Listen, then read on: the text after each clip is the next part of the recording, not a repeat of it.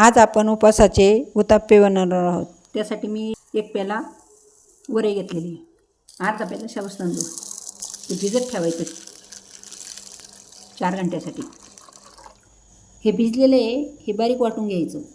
बटाट्याचे साल काढून मी किसून घेतलेले, हिरव्या मिरच्या, मीठ, हिरव्या मिरच्या आणि मीठ वाटून घ्यायचं। वाटून झालेले त्याच्यात किसलेला बटाटा टाकून घ्यायचं। मिरची मीठ ते पण जाडसर केलेलं आहे, हे पण करायचं।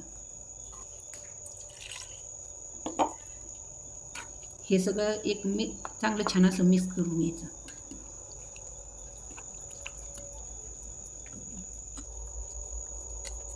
याच्यात अजून थोडंसं पण टाकून घ्यायचं। हे तयार झालेलं आहे। आता तवा गरम झालेला आहे, त्याच्यावर शेंगादाण्याचं तेल टाकून घ्यायचं। पूर्ण असा तेलकट झाला पाहिजे, असं टाकून द्यायचं त्याच्यावर।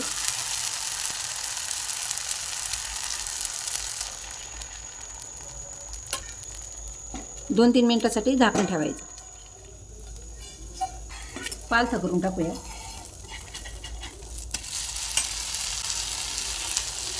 थोडंसं तेल टाकायचं। बटाटे टाकलं ना हे खायला पण छान वाटतं।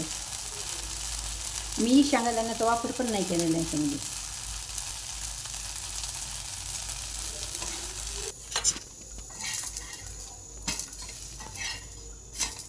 उपवासाचा उत्तापा आपला तयार झालेला आहे।